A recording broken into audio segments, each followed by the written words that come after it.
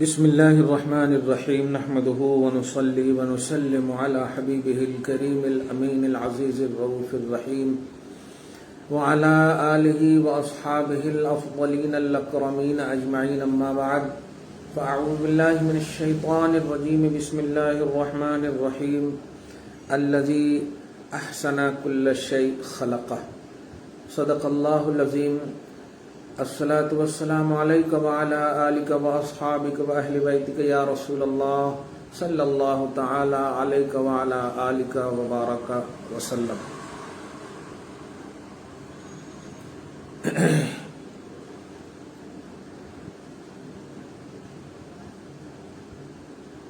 سورہ سجدہ سورہ نمبر 32 کی آیت نمبر 6 تک کا درس ہو چکا ہے. آیت نمبر 7 کا درس ہونے والا ہے. غوث اعظم رضی اللہ تعالی عنہ کے فیض و برکات سے ہم سب مسلسل فیضیاب اور مالا مال ہو رہے ہیں.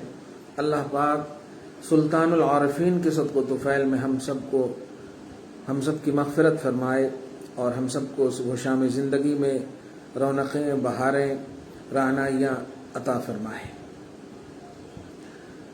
آج کی گفتگو غوث اعظم رضی اللہ تعالیٰ عنہ کے حوالے سے آیت نمبر 7 کا ابتدائی حصہ ہوگا اور عنوان ہوگا نور محمدی صلی اللہ علیہ وآلہ وسلم. سچ یہی ہے کہ تو ہے عین نور، تیرا سب گھرانہ نور کا. حضور پاک صلی اللہ علیہ وسلم خلقت کے اعتبار سے اولاً نور ہیں، بعثت کے اعتبار سے بشر ہیں. بشری لبادہ میں آپ کو بھیجا گیا. خلقت آپ کا نوری ہے، یعنی آپ نوری مخلوق ہیں. اس سے مغالطہ میں خصوصاً سنی نوجوان ہرگز نہ آئیں کہ ایک ذات نور بھی بشر کیسے ہو سکتی. ایسا نہیں ہے. حضور صلی اللہ علیہ وسلم کی ذات ذو جہتین ہے. اللہ پاک سے لینے والی ذات اور امت کو دینے والی ذات. ذو جہتین، دو جہت ہے آپ کی. آپ خطبہ میں بھی ایک بات سنتے ہیں کہ کنت نبی و آدم و بین الماء والطین. میں اس وقت بھی نبی تھا جب پانی اور مٹی کے درمیان آدم تھے. اور آپ جانتے ہیں کہ بشریت کا آغاز حضرت آدم علیہ نبینا علیہ الصلوۃ والسلام سے ہوا. اس سے پہلے بشریت نہیں. اصل بشر آدم ہے.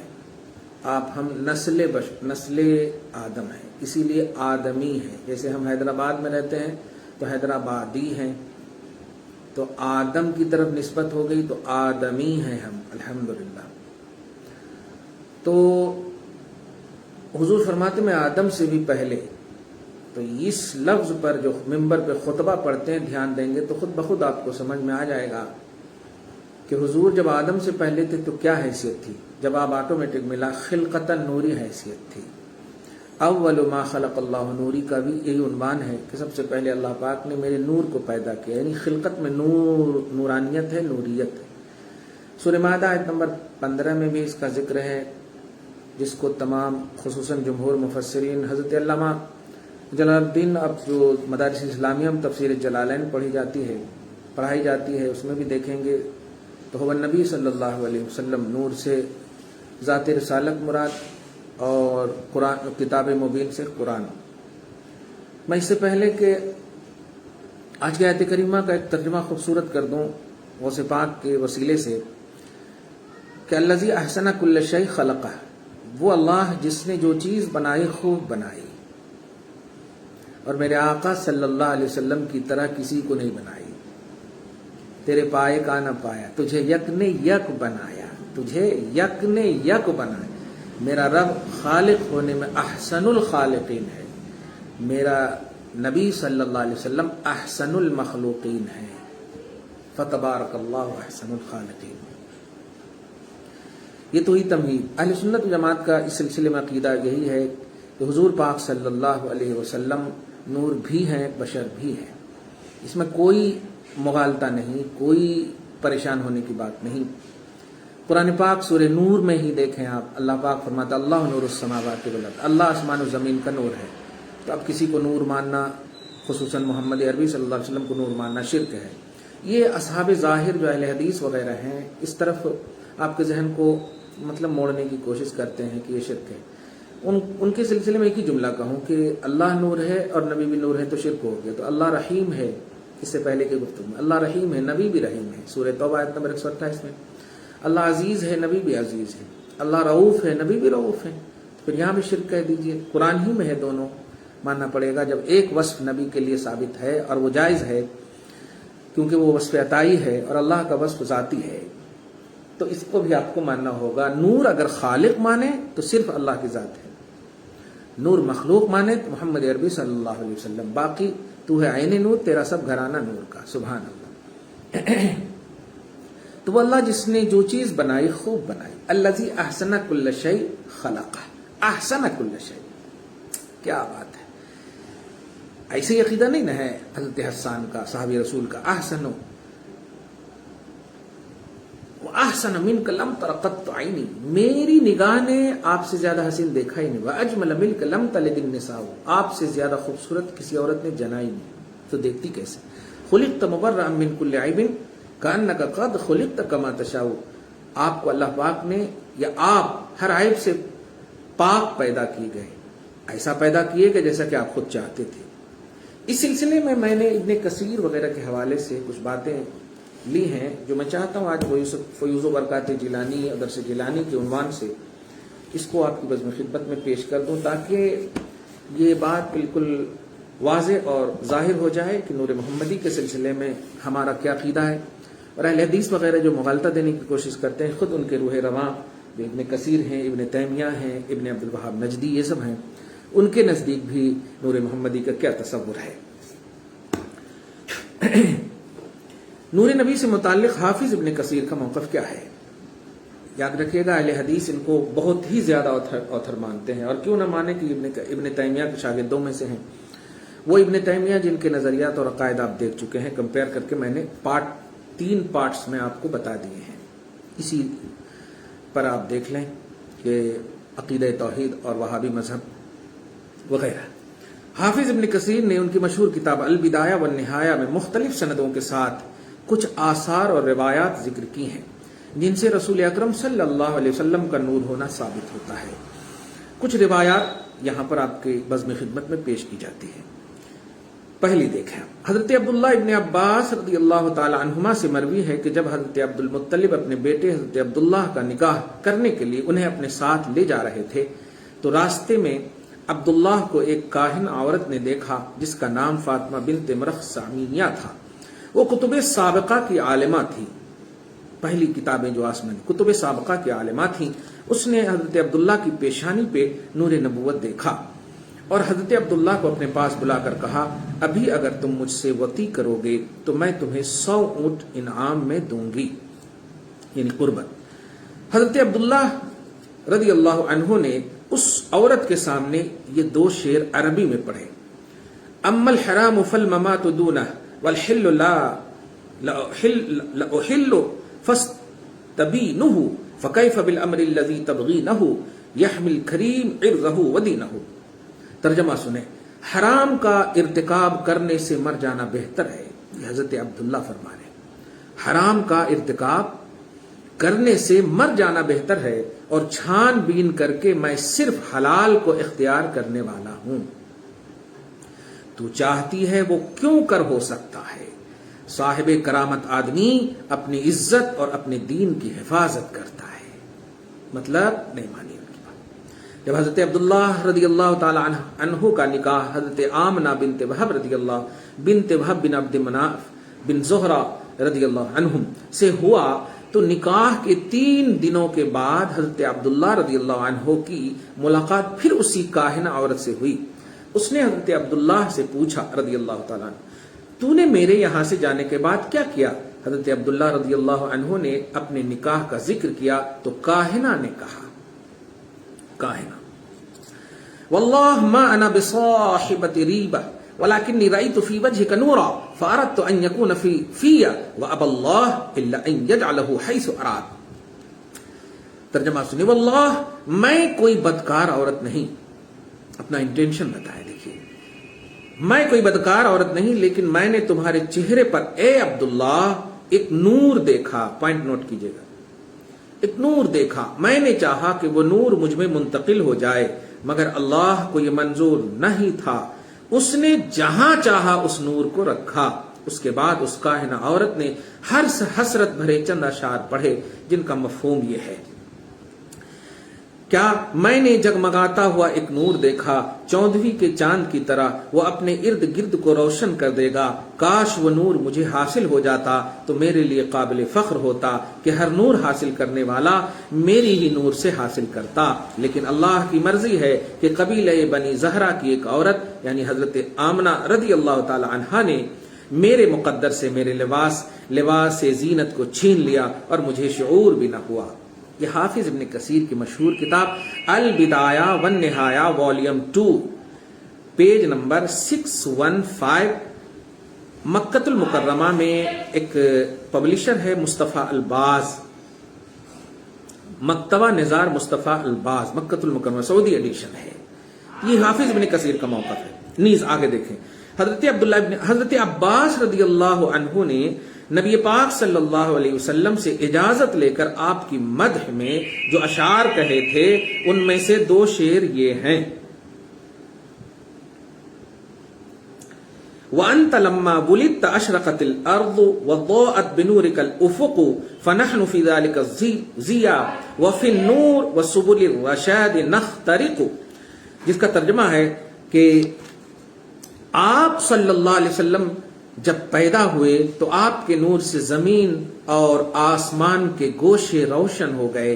ہم اسی نور اور روشنی میں ہدایت کے راستوں پر چل رہے ہیں. وہی البدایہ والنہایہ والیوم 2 پیج نمبر 623 میں دیکھیں آپ. امام بیہقی نے شعب الایمان میں اس سے مختلف روایات ذکر کی ہے یا مختلف روایت ذکر کی ہے. ان کی روایت میں بھی پیشانی عبداللہ میں نور نبی کے چمکنے کا ذکر ہے، لیکن جس عورت سے حضرت عبداللہ رضی اللہ عنہ نے وطی کرنے سے انکار کیا تھا اس کو امام بیہقی نے روایت میں حضرت عبداللہ کی دوسری بیوی کہا ہے. بہرحال روایتوں کا اختلاف ہے، مگر نور کا ثبوت دیکھیں. دوسری حدیث میں حضرت ارباز بن ساریہ رضی اللہ تعالی عنہ سے روایت ہے، انہوں نے کہا کہ میں نے رسول اللہ صلی اللہ علیہ وسلم کو فرماتے ہوئے سنا. عربی کا جملہ: انی عبداللہ و خاتم النبیین و انی آدم لمنجدل فی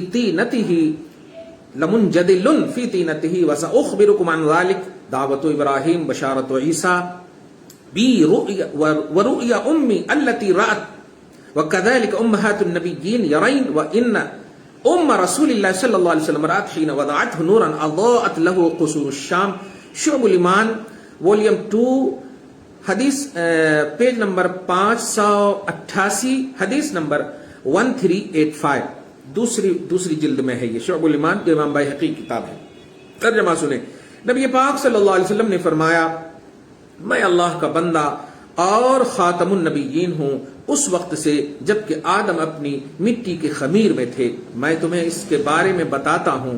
میں ابراہیم علیہ السلام کی دعا، عیسیٰ علیہ السلام کی بشارت اور اپنی ماں کے خواب کی تعبیر ہوں، اور اسی طرح خواب انبیاء کی مائیں دیکھتی تھیں اور رسول اللہ صلی اللہ علیہ وسلم کی ماں نے دیکھا جب کہ آپ کی ولادت ہوئی ایک نور نمودار ہوا جس سے شام کے محلات روشن ہو گئے. حدیث اور سنیں. حضرت عبد الرحمن بن عوف کی ماں جنہوں نے حضرت آمنہ کے لیے دایا کا کام انجام دیا تھا، وہ بیان کرتی ہیں کہ جب رسول پاک صلی اللہ علیہ وسلم کی ولادت ہوئی تو غیب سے آواز آئی یرحمک اللہ، اور ایک نور چمکا جس سے روم کے محلات نظر آنے لگے. حافظ ابن کثیر کی کتاب البدایہ والنہایہ کی جلد 2 صفحہ نمبر 629 میں. حدیث سنیں. حضرت عثمان بن ابی العاص رضی اللہ عنہ فرماتے ہیں کہ میری ماں نے مجھ سے بیان کیا وہ آمنہ رضی اللہ عنہا کے یہاں رسول اللہ صلی اللہ علیہ وسلم کی ولادت کی شب موجود تھیں. انہوں نے بیان کیا اس وقت گھر میں نے نور کے سوا کچھ نہیں دیکھا. میں ستاروں کو دیکھتی تھی تو ایسا محسوس ہوتا تھا کہ وہ قریب آ چکے ہیں اور لگتا تھا کہ مجھ پر گر پڑیں گے. حدیث اور سنیے. حضرت عبداللہ ابن عباس رضی اللہ عنہما سے روایت ہے کہ حضرت آمنہ نے بیان کیا کہ جس وقت رسول خدا صلی اللہ علیہ وسلم میرے شکم میں تھے تو وقت ولادت نہ میں نے کوئی بوجھ محسوس کیا اور نہ ہی وقت ولادت کچھ تکلیف ہوئی. فلما فصل منی خرج معه نور اضاء له ما بین المشرق الى المغرب. البدایہ والنہایہ ہی میں دوسری جلد میں آپ دیکھیں. حضرت آمنہ رضی اللہ تعالیٰ عنہ فرماتی ہے کہ جب میرا جگر پارا مجھ سے الگ ہوا تو اس کے ساتھ ایک نور نکلا جس سے مشرق تا مغرب روشنی پھیل گئی. واہ واہ. ان تمام اخبار اور احادیث اور روایات سے رسول پاک صلی اللہ علیہ وسلم کا نور ہونا روز روشن کی طرح عیاں اور ثابت ہو جاتا ہے. نور چونکہ لطیف ہوتا ہے اور اس کا وزن نہیں ہوتا، اس لیے نبی پاک صلی اللہ علیہ وسلم جب شکم مادر میں تھے تو حضرت آمنہ رضی اللہ تعالیٰ عنہ کو کچھ بھی بوجھ محسوس نہیں ہوا اور نہ ہی وقت ولادت کچھ تکلیف محسوس ہوئی. سبحان اللہ. تو ہے عین نور، تیرا سب گھرانہ نور کا یا رسول اللہ صلی اللہ تعالیٰ علیہ وسلم. خیر اور ذرا دیکھیں نور پر. نور محمدی درس جیلانی کا خصوصی عنوان ہے. رسول اکرم صلی اللہ علیہ وسلم کا آپ کو معلوم ہے کہ زمین پر سایہ بھی نہیں پڑتا تھا. اہل حدیث وہابیہ غیر اہل سنت و جماعت کے لوگ اس کا انکار کرتے. میں روایت کے اعتبار سے آپ کو بتاؤں. مفسر قرآن حضرت امام نصفی متوفی 705. 705 کا مطلب سمجھ رہے ہیں؟ 7 دنا 14، 1443 چل رہا ہے. مطلب 700 پرانے. بار بار ایک جملہ کہتا ہوں، نہ یہاں بریلی کی بات ہو رہی ہے ظاہری طور پر اور نہ ہی نظامی کی بات ہو رہی ہے ظاہری طور پر، نہ کچھوچا کی بات ہو رہی ہے، نہ بدایوں کی بات ہو رہی ہے. 600-700 پرانے مفسر کی بات ہو رہی ہے. سب ان کو مان تفسیر مداری. قال عثمان رضی اللہ عنہ ان اللہ ما اوقع ذلك على الارض لئلا يضع انسان قدمه على ذلك الذل. میں نے یہ روایت بعد میں اس لیے پیش کی کہ ابن کثیر کو غیروں کے سامنے پیش کر کے سنیوں کو الحمدللہ میں صرف ٹھونس کرنا چاہتا ہوں اور کچھ نہیں. سنی حضرات ٹھونس رہے اور کچھ نہیں چاہتا میں.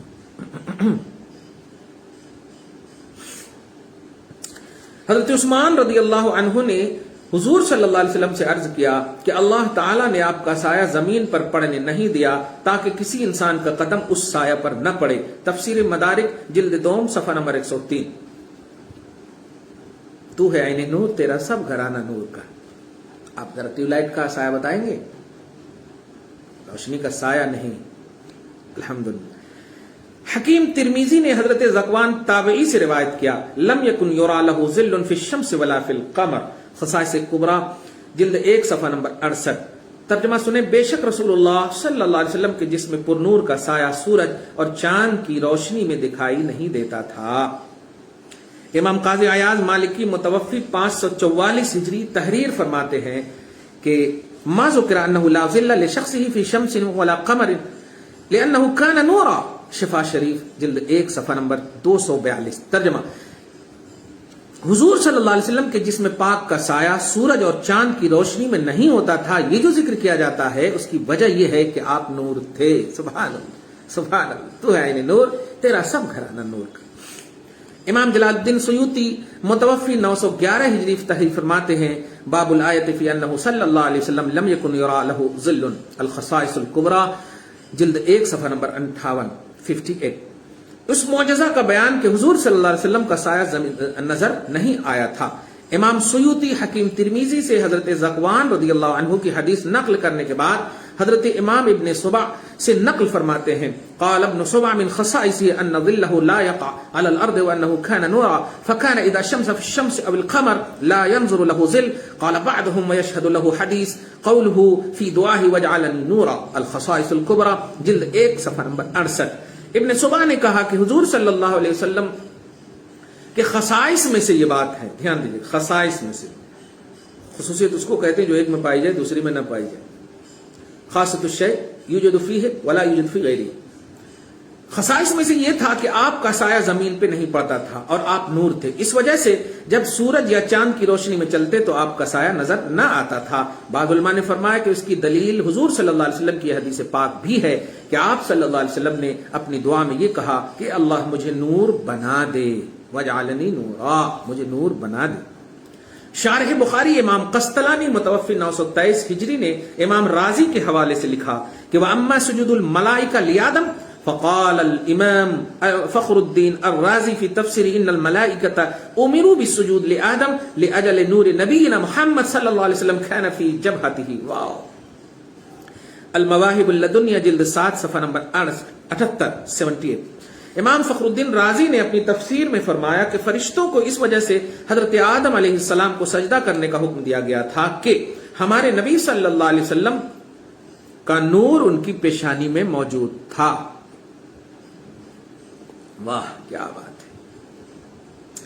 امام ربانی حضرت مجدد الفسانی سرہندی متوفی 1035 ہجری تحریر فرماتے ہیں، فارسی میں دیکھیے گا، ناچار اورا سایہ نبود چون در عالم شہادت سایہ ہر شخص لطیف از شخص او باشد و چون لطیف تر از وی در عالم نہ باشد اورا سایہ چے صورت وار. مکتوبات امام ربانی جلد 2 صفحہ نمبر 187. بے شک حضور صلی اللہ علیہ وسلم کا سایہ نہ تھا. اس کی وجہ یہ ہے کہ عالم شہادت میں ہر چیز سے اس کا سایہ لطیف ہوتا ہے، اور حضور صلی اللہ علیہ وسلم سے لطیف کائنات کی کوئی چیز نہیں، تو پھر آپ کا سایہ کس صورت سے ہو سکتا ہے؟ کیا بات ہے. مزید امام ربانی فرماتے ہیں کہ جب محمد رسول اللہ صلی اللہ علیہ وسلم کا سایہ ان کے لطیف ہونے کی وجہ سے نہیں ہوتا تھا تو ان کے رب کا سایہ کیوں کر ہو سکتا ہے؟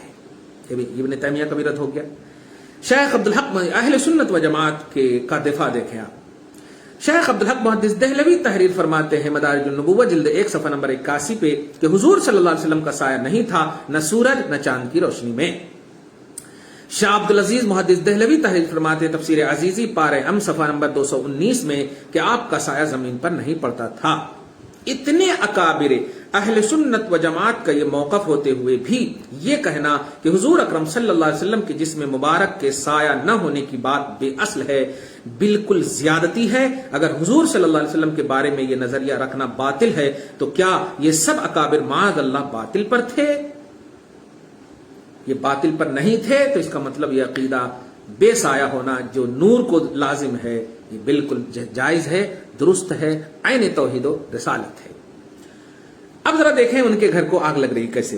خود مولوی اشرف علی تھانوی علیہ ما یستحقہ صاحب نے اپنی کتاب نشر الطیب میں 7 حدیثیں حضور اکرم صلی اللہ علیہ وسلم کے نور ہونے کے ثبوت میں، دیوبندی خاص طور سے، تبلیغی جماعت خاص طور سے دھیان دیں، حضور صلی اللہ علیہ وسلم کے نور ہونے کے ثبوت میں ذکر کیے 7 حدیثیں. دھیان دیں 5 2 7 حدیثیں. انہوں نے کتاب کے شروع ہی میں عنوان قائم کیا ہے نور محمدی کا بیان،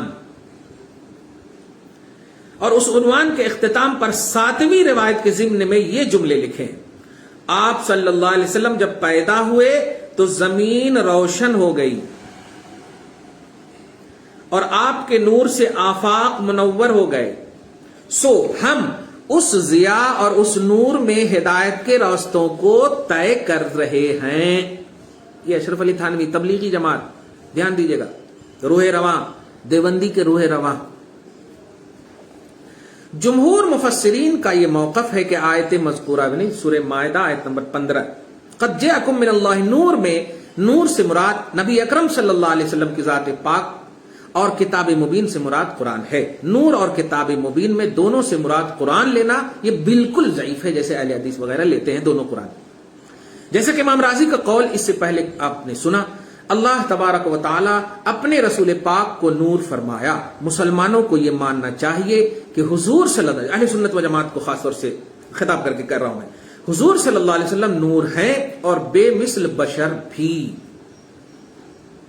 خلقت اور بعثت. دھیان مطلقاً آپ کی بشریت کا انکار کفر ہے، مطلقاً آپ انکار نہیں کر سکتے کہ حضور بشر نہیں، جیسے کچھ جو ہے نا یہ الٹے پلٹے لوگ مانتے ہیں. اور مطلقاً آپ کے نور ہدایت ہونے کا انکار بھی کفر ہے. حضور صلی اللہ علیہ وسلم نور ہدایت ہیں. آخری بات جو میں کہہ رہا ہوں غوث پاک کے درس کے فیضان کے سہارے، ہر چیز اپنی ضد سے پہچانی جاتی ہے. الاشیاء تعرف بازدادها، چیزیں اپنی ضد سے پہچانی جاتی. یہ مسلمہ کلیہ قاعدہ ہے، مدارس میں آپ سنے بھی ہوں گے پڑھے بھی ہوں گے، نہیں تو آپ سمجھ لیں. اس کے تحت دیکھیں نور کی ضد کیا ہے. اور بشر کی ضد کیا ہے، جو زبردستی نور و بشر کو ایک دوسرے کے ازداد میں سے شمار کر رہے ہیں. یہ کتنی بڑی علمی خیانت ہے. آپ دیکھیں، کلیئر کہہ دوں، نور کی ضد ظلمت ہے. جیسے ابھی روشنی ہے، لائٹ چلی جائے تو کیا ہوگی؟ تاریکی. تو نور کی ضد ظلمت ہے، اور بشر کی ضد ملک ہے. قرآن کہتا ہے مَحَاذَ إِلَّا بَشَرًا إِنْ هَذَا إِلَّا مَلَكٌ کریم. سورہ یوسف میں یہ انسان نہیں ہو سکتے، تو کیا ہو سکتے؟ بشر، ملکٌ کریم. تو بشر کی ضد ملک ہے اور نور کی ضد ظلمت ہے.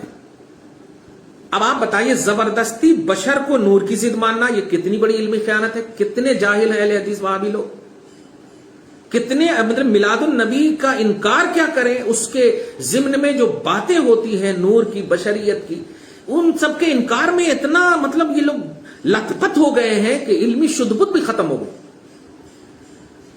حضور پاک صلی اللہ علیہ وسلم نور ہیں، مطلب ظلمت نہیں.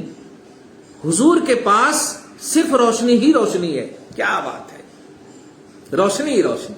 حضور کو نور ماننے کا مطلب یہ ہو کہ وہاں وہ مل گئے تو پھر گمراہی کا پیمانہ ہی نہیں، گمراہی کا تصور ہی نہیں. کیا بات ہے. اور حضور صلی اللہ علیہ وسلم بشر ہیں، مطلب فرشتے نہیں، کیونکہ بشر کی ضد فرشتے. تو حضور کی بشریت فرشتے کی نفی کر سکتی ہے، حضور کی نورانیت ظلمت کی نفی کر سکتی ہے. یہ دونوں آپس میں ضد نہیں ہے نور و بشر. جو کوئی اس پر بات کرے تو صاف کہیے گا بھائی نور ہیں، بالکل ہے، مطلب ظلمت نہیں. بشر ہیں، بالکل ہے، مطلب ملک نہیں. تو جھگڑا ہی نور و بشر کا کیوں کر رہے ہو آپ؟ جھگڑا اس وقت ہوتا ہے جب نور مان کر کے بشر نہ مانا جائے، یا بشر مان کر کے نور نہ مانا جائے، ایک جھگڑا. یا نور. اچھا ایک اور بات بتاؤں اس سلسلے میں، کہ اگر کوئی نبی کو نور نہ مانے تو کتنی بڑی خیانت ہے. اور یقین جانو نہ ماننے والے واقعی ظلمت پر ہیں. ظلماتم بعضھا فوق بعض، تاریک در تاریکی میں وہ چلے جا رہے ہیں ہمیشہ. کتنی بڑی ظلمت میں، تاریکی میں ہے وہ. آپ ذرا اس بات کو محسوس کیجئے گا. نور نہ ماننے کا مطلب یہ ہوا کہ وہ ظلمت میں ہے. قرآن پاک سورہ آل عمران کے آیت نمبر 174 میں بھی اس کا اشارہ ہوا. ان کانوا من قبل لفی ضلال مبین. من قبل بعثتہ صلی اللہ علیہ وسلم. حضور صلی اللہ علیہ وسلم کی آمد سے پہلے لوگ گمراہی میں تھے، ظلمت میں تھے، تاریکی میں تھے. اس کا مطلب یہ کہ حضور کی ذات پاک جو سراپا تشریف لائی ہے، جو حضور صلی اللہ علیہ وسلم تشریف، آپ کی ذات پوری نورانیت ہے. سارے لوگ پہلے ظلمت میں تھے، حضور کے بعد ظلمت ختم، نور ہی نور ہے. یہ پیمانہ بھی دھیان میں رکھیے. دعا کرتا ہوں اللہ تعالیٰ آج کی اس خصوصی گفتگو کو حبیب پاک صاحب الاولاق کے وسیلے سے قبول فرمائے، فیوز و برکات جیلانی سے ہم سب کو مالا مال فرمائے. سلطان الانبیاء محمد عربی صلی اللہ علیہ وآلہ وسلم کے صدق و طفیل، تو جملہ صحابہ، تابعین، اہل بیت اطہار تمام کے صدق و طفیل، صحابہ اہل بیت اطہار رضوان اللہ تعالی علیہم اجمعین کے صدق و طفیل، قیامت تک کے تمام اولیاء کاملین کے صدق و طفیل، ہم سب کی صبح و شامی زندگی کو رونقیں، بہاریں، رہنائیاں عطا فرمائے. اصلوں کی بخشش فرمائے، نسلوں کی حفاظت فرمائے. آنے والے عظیم الشان مہینے کے استقبال میں کوئی کمی نہ ہو مولا، ایسی ہم سب کو توفیق نصیب فرما. نور محمدی کے صدق و طفیل میں ہمارے ایمان کو نور، ہمارے جسم کو نور، ہمارے عقیدے کو نور، ہمارے عمل کو نور، ہمارے گھر بار میں چراغاں، ہمارے آل اولاد میں روشنی، سب کو عطا فرما. وصلی اللہ تعالی علی خیر خلق محمد وآلہ واصحابہ اجمعین برحمتک یا ارحم الراحمین. الحمدللہ.